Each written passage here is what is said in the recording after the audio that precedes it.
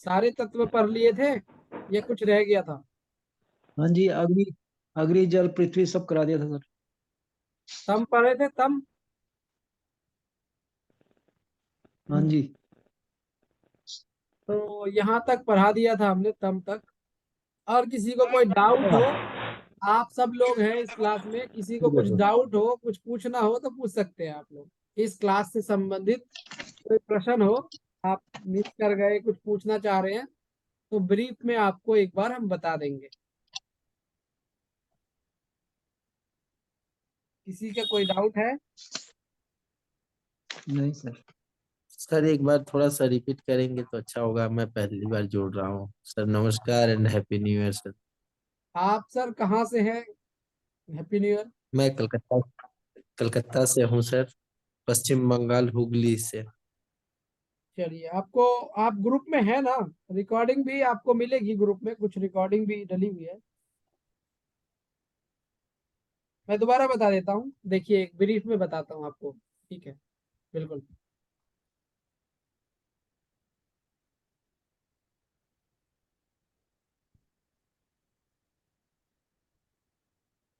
आयुर्वेद में, आयुर्वेदिक एक्यूप्रेशर में हमारे 10 तत्व होते हैं।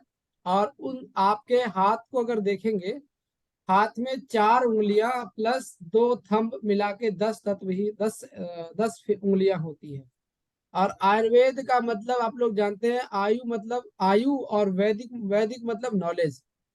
और आयु मतलब वो आयु जो जन्म से लेकर के मृत्यु तक, चाहे आप कुछ भी करते हैं, खाने का तरीका, पढ़ने का, चलने का, या कोई भी ढंग आप सीखते हैं, वो सब आयु में आ जाता है। जन्म से लेकर मृत्यु तक जो कुछ भी आप सीखते हैं सब आयु में आता है। नॉलेज, वेद, जो कुछ आप सीखते हैं वो नॉलेज होता है, और जन्म से लेकर मृत्यु तक की आयु होती है, उसी को आयुर्वेद बोला जाता है। और आयुर्वेद में, शास्त्रों में एक्यूप्रेशर को मर्मदात चिकित्सा के नाम से जाना गया है। एक्यूप्रेशर का उल्लेख है। और एक्यूप्रेशर में 5 + 5 10 तत्व होते हैं। 5 फिजिकल होते हैं, 5 मेटाफिजिकल होते हैं। हिंदी में बोले तो भौतिक और पराभौतिक। भौतिक वो है जिसको हम देख या महसूस कर सकते हैं। पराभौतिक वो है जिनको हम देख नहीं सकते लेकिन महसूस करते हैं। जैसे हम लोग महसूस करते हैं कि हमारे अंदर आत्मा है, आप भी महसूस करते हैं, आपके अंदर मन और आत्मा दोनों चीजें हैं।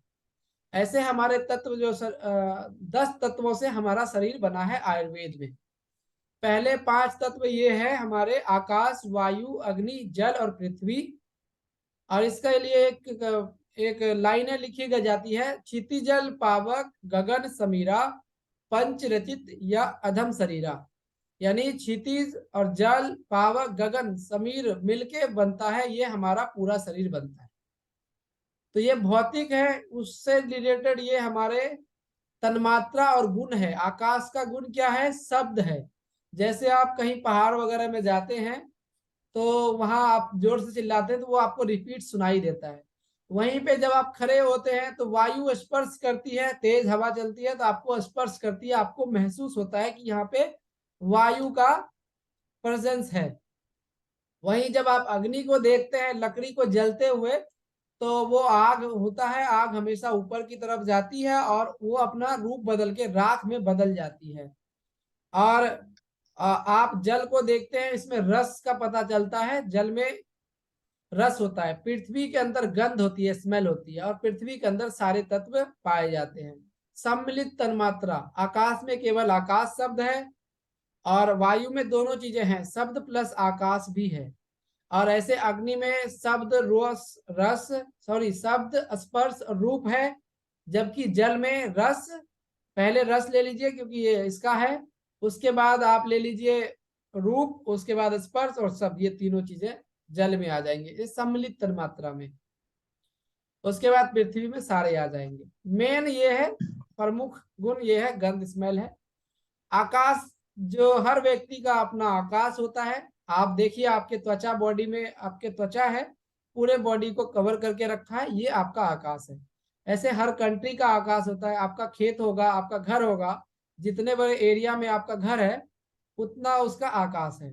जितने हिस्से में आप अभी बैठे हुए हैं, जितने एरिया को आप कवर किए हुए हैं, वो आपके आकाश है। ऐसे आपका ऑर्गन है, ऑर्गन की जो भी आपकी जितना भी साइज होता है वो उतना उस ऑर्गन का आकाश है, उसकी कवरिंग जितनी भी है उसको आकाश बोलते हैं। तो यानी इसको कवरिंग, आपके लेयर जो कवरिंग लेयर है उसको आकाश बोलते हैं। यानी मान लीजिए कोई ऑर्गन ज्यादा बड़ा हो गया, इनलार्ज हो गया, तो हम उसको आकाश को भी वहां पे घटाएंगे उस अवयव को कम करने के लिए। और इस आप आपके ग्रुप में इसकी रिकॉर्डिंग भी पड़ी हुई है, एक बार आप दोबारा वहां पे जाके सुन भी सकते हैं। वायु आप जानते हैं गतिशील बने रहना शरीर की प्रमुखता, शरीर संसार के लिए बहुत जरूरी है। अगर संसार में गति का कोई उदाहरण है तो वो वायु है, प्रमाण। अगर वायु अगर आपको 2 मिनट ना मिले तो आप मर जाएंगे। सांस के रूप में हम लोग निरंतर वायु लेते हैं, और वही वायु अगर कभी बहुत ज्यादा हो जाता है तो वही आपको लूज मोशन, गैस्ट्रिक, एसिडिटी के रूप में आपको दिखाई पड़ते हैं। सब जगह वायु घूमने लगता है शरीर में, वो एक्सेस वायु का कंडीशन है। तो वायु से आप समझ चुके होंगे। ऐसे वहां पे हमें वायु के फिंगर यानी आकाश का फिंगर, फिंगर नंबर 1 है राइट स्मॉल फिंगर। और जब हम वायु की बात करते हैं तो लेफ्ट स्मॉल फिंगर हमारा वायु है। लेफ्ट स्मॉल फिंगर क्या है? हमारी वायु की उंगली है। वायु। तो इस पे हम प्रेशर दे सकते हैं और इसके ज्वाइंट पे ट्रीटमेंट कर सकते हैं। जबकि हम आकाश तत्व की बात करें तो आकाश से संबंधित हमारे 2 ऑर्गन आते हैं आयुर्वेद में। कौन कौन से हैं? लंग्स और लार्ज इंटेस्टाइन। वायु से बात करें तो वायु से हमारे संबंधित 2 ऑर्गन आते हैं, वो है हार्ट और स्मॉल इंटेस्टाइन। आप लोग ये भी लिख सकते हैं शॉर्ट में अपने नोटबुक, अगर आपके पास है बगल में, आप लिख लीजिए आकाश से संबंधित क्या है? लार्ज इंटेस्टाइन और लंग्स। वायु से संबंधित हार्ट और स्मॉल इंटेस्टाइन। तो जब आप किसी को मान लीजिए हार्ट की दिक्कत हो गई तो आप ये समझ जाइए कि उसके शरीर में क्या दिक्कत हो गई? वायु की दिक्कत हो गई। वायु तत्व उसका गड़बड़ हो गया। 10 तत्व हैं, उनमें से एक तत्व का आपको सीधा पता चल जाएगा कि उसके अंदर वायु की गड़बड़ी आ गई है। तो आप लोग उस पर ध्यान दे सकते हैं, ठीक है? तो हमें मैं फिंगर वायु के का, कौन जी जी ये जी, फिंगर के वात पॉइंट पे कौन सा ऑर्गन आएगा, और पित देखिए पॉइंट पे कौन सा, ये कौन सा बिल्कुल कैसे बिल्कुल बिल्कुल बता दे रहे हैं हम आपको। ये जो हमारा, इसमें 3 ज्वाइंट है, सारे फिंगर्स में आपके 3 ज्वाइंट है, जबकि थंब में 2 ज्वाइंट है, ठीक है? तो जो फिंगर, हाँ पहले जी। फिंगर की बात करते हैं। ऊपर वाला ज्वाइंट है वी ज्वाइंट, वात ज्वाइंट। बीच वाला ज्वाइंट है पित्त ज्वाइंट। नीचे वाला ज्वाइंट है कफ ज्वाइंट, ठीक है? थंब में हाँ क्या जी। है कि ऊपर वाला वात और पित्त दोनों ज्वाइंट है, नीचे वाला कफ ज्वाइंट है, ठीक है? 3 ज्वाइंट इसमें भी है, लेकिन ये ऊपर वाला ज्वाइंट जो है ठीक वात और पित्त दोनों है, नीचे वाला ओनली कफ ज्वाइंट ठीक है। ऐसे इस स्तंभ में भी है। अब बात करते हैं ऑर्गन कौन से ज्वाइंट पे आएगा। जो ऑर्गन कंटिन्यूअस काम कर रहा है वो नीचे वाले ज्वाइंट पे आएगा, मतलब कफ ज्वाइंट पे आएगा। इसका मतलब आप समझ ठीक। जाइए कि हार्ट हमारे स्मॉल फिंगर के कफ ज्वाइंट पे आएगा। देखिए मैंने पॉइंट भी लगाया हुआ है। ऊपर वाला ज्वाइंट पे क्या आएगा? Large SI, small intestine. Intestine. Small intestine, heart वाले उंगली की ठीक बात कर रहे हैं तो स्मॉल इंटेस्टाइन। ठीक और जैसे हम लगातार सांस लेते हैं, एक्सेल इनहेल एक्सेल, तो लंग्स नीचे वाला जोड़ पे आएगा और ऊपर वाले जोड़ पे लार्ज इंटेस्टाइन आएगा राइट स्मॉल फिंगर में। ठीक है सर। क्लियर है? तो क्लियर है सर। अब लंग्स से संबंधित किसी को दिक्कत हुई तो आप सीधा यहाँ पे मेथी की पट्टी लगा दीजिए। ऊपर अगर मान लीजिए ऐसा ही संबंध, लार्ज इंटेस्टाइन कॉन्स्टिपेशन वगैरह हुआ तो ऊपर वाले जोड़ पे ट्रीटमेंट दे देंगे, मेथी पट्टी लगा देंगे, कॉन्स्टिपेशन ठीक होना स्टार्ट हो जाए। तो वायु से संबंधित हमारा लेफ्ट स्मॉल फिंगर है, जबकि आकाश से संबंधित हमारा राइट स्मॉल फिंगर है, ठीक है? तो वायु, ठीक है सर। वायु को कंट्रोल में रहना बहुत जरूरी है। नेक्स्ट हमारा है अग्नि। अग्नि से संबंधित हमारा कौन सा उंगली है? कोई बताए आप में से? Left index finger. Left index finger हमारा अग्नि की उंगली है। और इससे संबंधित ऑर्गन क्या क्या है?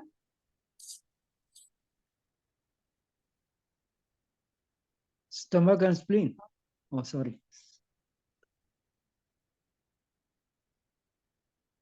नहीं, इसका मतलब आप लोग नहीं पढ़ रहे, क्योंकि मैं बहुत बार चिल्ला चिल्ला के बता चुका हूं, है ना? और आपको पिछली क्लास में भी दिया था ऑर्गन ऑन ज्वाइंट, है ना?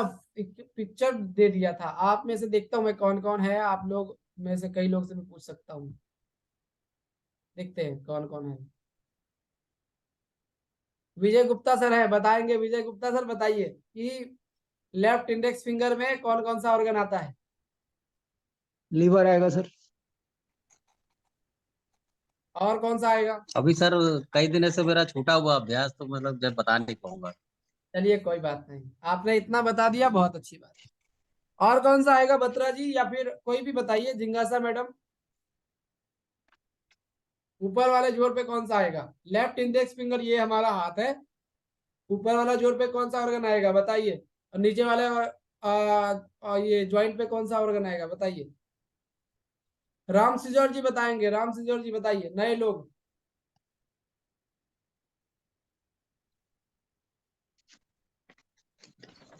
नहीं मालूम, जानकारी नहीं। आ, और कौन है भाई। मधु जी बताइए, मधु जी। लीवर आएगा सर। मधु कफ जी पॉइंट पर लीवर अब आएगा आपका लाल। देखिए, बत्रा जी आपका टाइम खत्म हो गया। ठीक है अब सर, आप ठीक। अब आप मत उत्तर दीजिए। ठीक। मधु जी बताइए, लेफ्ट स्मॉल फिंगर में कौन कौन से ऑर्गन आएंगे। मधु जी बिजी है, किचन विचन काम कर रही है। चलिए रेखा जी आप बता दीजिए।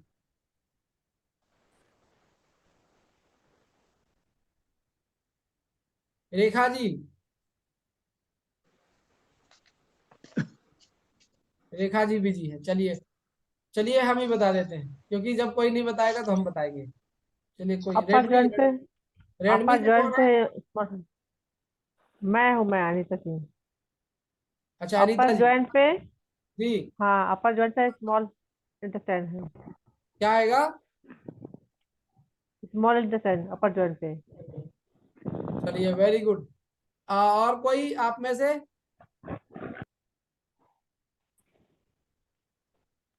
चलिए मैं बताता हूँ, देखिए कंफ्यूज होने की और बिल्कुल कफ। भी जरूरत नहीं है।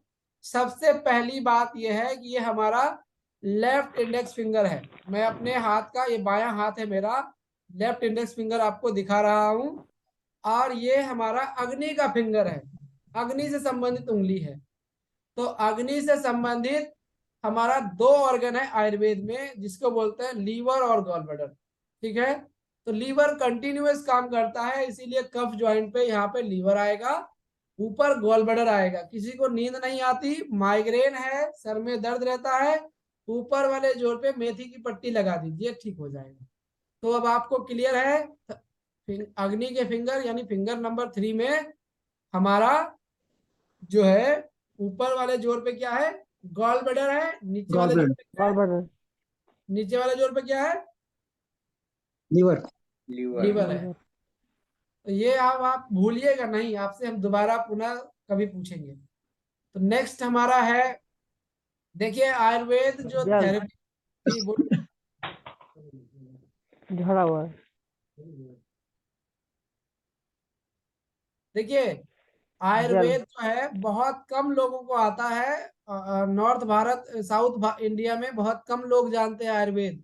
आप जो टीसीएम पढ़ते हैं, चाइनीज एक्यूप्रेशर पढ़ते हैं, वो बहुत लोग जानते हैं, लेकिन आयुर्वेद बहुत कम लोग जानते हैं। ठीक है, तो आप लोग ध्यान दे के सीखिए, क्लास मिस मत करिए। कोई चीज अगर हम आपको बता रहे हैं, फ्री में बता रहे हैं, तो उसको नोट करके रखिए, क्योंकि आपको इतना खुल के कोई बताएगा नहीं सारी चीजें। तो ये हमारा अग्नि का जो स्वरूप है, रूप बदलने का काम क्या करता है, अग्नि करता है। आपकी बॉडी के अंदर जो लीवर है सबसे बड़ा ऑर्गन है, और जितनी तरह की केमिकल डिसबैलेंसेज होती है, या इवन कोलेस्ट्रॉल भी लीवर ही बनाता है। बाइल जूस, सब पाचक जूस, सब कुछ लीवर बनाता है। तो सबसे बड़ा केमिकल फैक्ट्री फैक्ट्री है लीवर। ठीक है, तो ये ठीक है आपका। सर। अब मान लीजिए किसी को मोटापा घटाना है, तो लीवर पे ही उपचार देना है। समझ गए आप लोग। ट्रांसफॉर्मेशन का काम किसका है, लीवर का है। इसमें कोई बहुत बड़ी बात नहीं है, आप लोग ये सिद्धांत पढ़ लीजिए, ट्रीटमेंट शुरू कर दीजिए। डिटॉक्सिफिकेशन का काम कौन करता है, लीवर ही करता है। तो ऐसे नेक्स्ट हमारा जल है। जल जल तत्व जो है अन्य तत्वों की तुलना में सबसे ज्यादा आपकी बॉडी में पाया जाता है। 75% आपकी बॉडी में क्या है, जल है। और आप जानते हैं पृथ्वी पे भी 75% जल ही है। तो जल आपको पर्याप्त मात्रा में लेना है। और जल ना ज्यादा लेना है ना कम लेना है।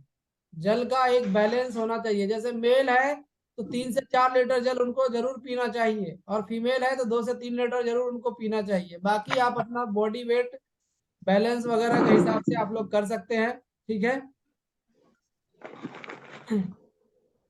और अग्नि, मान लीजिए अग्नि अनकंट्रोल हो गई। अग्नि को कंट्रोल करने के लिए, जैसे हमारा लीवर है, बहुत लीवर आपने पढ़ा होगा, जो लोग एक्यूप्रेशर से संबंधित हैं आप में से सबने पढ़ा होगा, लीवर नेवर डेफिशिएंट। लीवर कभी नेवर डेफिशिएंट नहीं होता, कमजोर नहीं होता, वो हमेशा हाइपर होता है।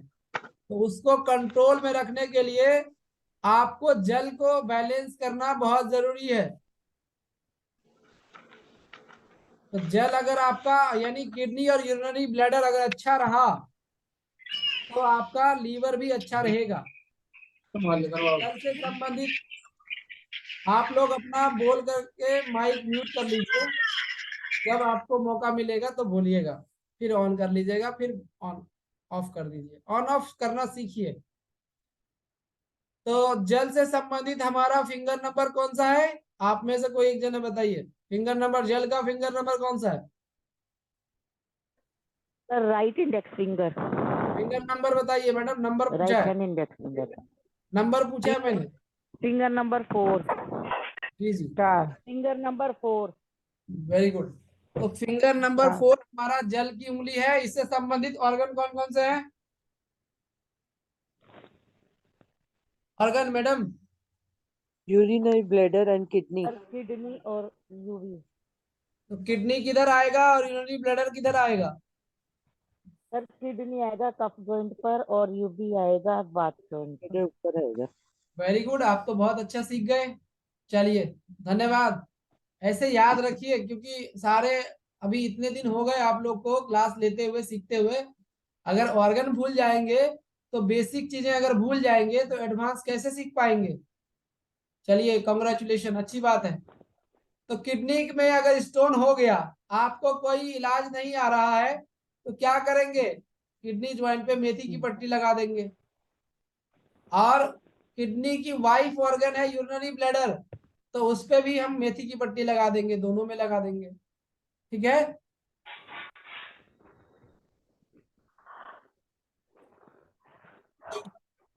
किडनी का ट्रीटमेंट हो गया। किडनी के कॉरेस्पॉन्डेंस पे जाएंगे। किडनी कहाँ आता है? बैक में आता है, तो वहां पे राजमा मटर लगा देंगे, इधर भी लगा देंगे। अगर आप दोनों दोनों किडनी कॉरेस्पॉन्डेंस पे लगाना चाहे तो इंडेक्स फिंगर और मिडिल फिंगर के बीच में भी लगा देंगे यहाँ पे। किडनी का ट्रीटमेंट हो गया।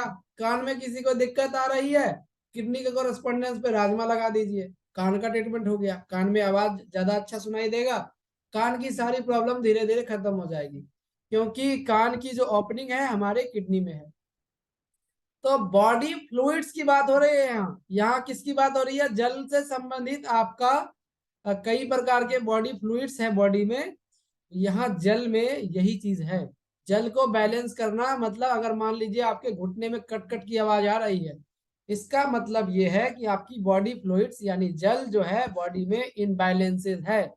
जितना पानी पी रहे हैं वो बॉडी में रुक नहीं रहा, यूरिन की थ्रू पास आउट हो जा रहा है। तो उसमें आप किडनी का उपचार करेंगे, जल तत्व का उपचार करेंगे, जल तत्व संबंधित किडनी और यूरिनरी ब्लैडर पे उपचार करेंगे। और जैसे ही आप ऐसा करते हैं तो आपके बॉडी में कैल्शियम बनना इकट्ठा हो जाता है, कैल्शियम बनना शुरू हो जाता है, और आपके बॉडी फ्लूइड्स बैलेंस होने इकट्ठे हो जाते हैं। तो यहाँ पे यही चीज है, अगर आपके जल तत्व अच्छा है, स्ट्रॉन्ग है, तो आपका रिश्ते बहुत अच्छे बनेंगे, आपके आपस में लड़ाई झगड़े बहुत कम होंगे, आपके दोस्त कोई तुरंत बन जाएगा, जाते ही 2 वर्ड बोलेंगे आपके दोस्त बन जाएंगे। समझ गए? और सर जी जी, कान का एक बार बताएंगे, कान का कैसे आपने बोला, उसका कनेक्शन वो समझ नहीं आया। देखिए आप अपनी कान को देखिए, हमारी देख लीजिए, अपनी नहीं देख पाएंगे, हमारी देखिए कान, और फिर किडनी के शेप को देखिए, एक बिल्कुल कान किडनी जैसा है कि नहीं है? Yes. है। हाँ Yes.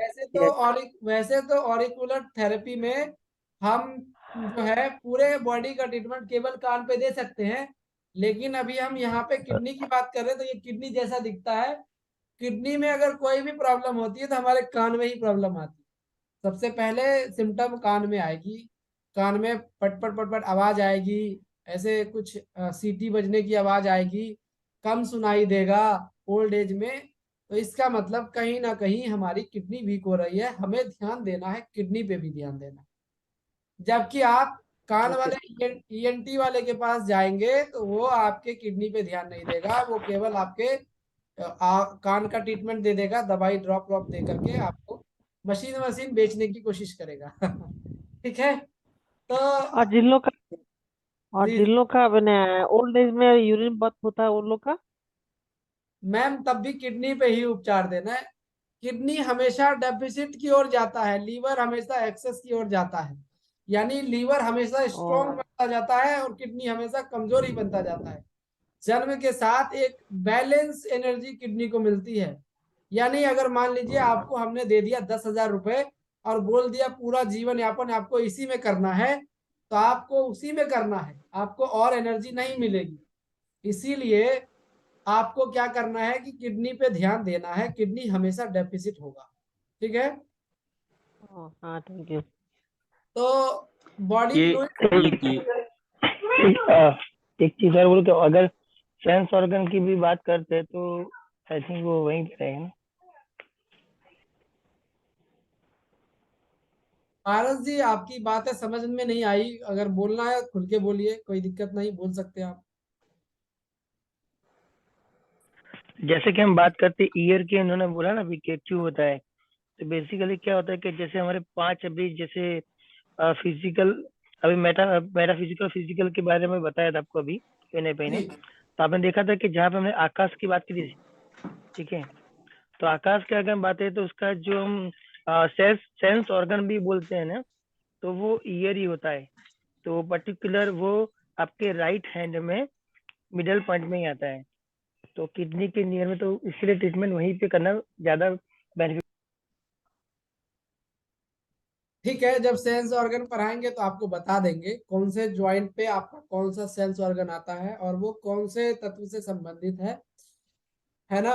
सेंस ऑर्गन भी आपको बताए थे, कर्म इंद्रिया और ज्ञान इंद्रिया बताए थे आपको क्लास में।